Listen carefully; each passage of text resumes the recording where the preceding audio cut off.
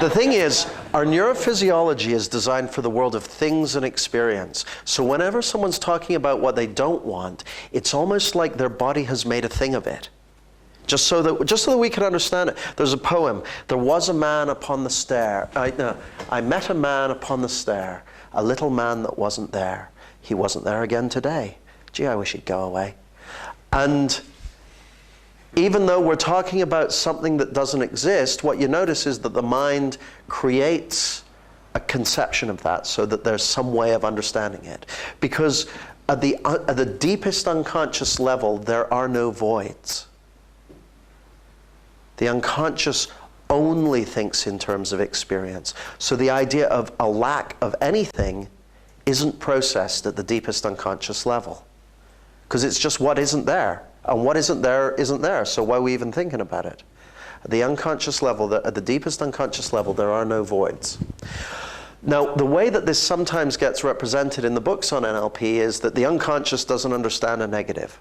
And I don't really think of it like that, because if I say the word not, it's the unconscious that's going away and getting the idea of not as in K-N-O-T, and the idea of N-O-T and all that stuff, and figuring out what I mean in a particular context, not the conscious mind that's doing that. So I wouldn't say that the unconscious doesn't understand negation, but I would say that at the deepest level, there are no voids. So negation doesn't exist because it's specifically talking about what doesn't exist.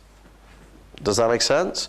So just as a rule of thumb, when you're working with clients, when you're working with anyone, really, if they're talking in terms of what they don't want, that needs to get sorted out before they're gonna have a chance of getting it. Okay? And the reason I really want to reinforce this with you is I sometimes meet very experienced NLP practitioners and master practitioners and so on, and they'll be having trouble with a client, and I'll ask the client, what do you want? And very quickly, it's something like this that's going on. They're focusing on what they don't want. If you're focusing on what you don't want, that's what you're going to get.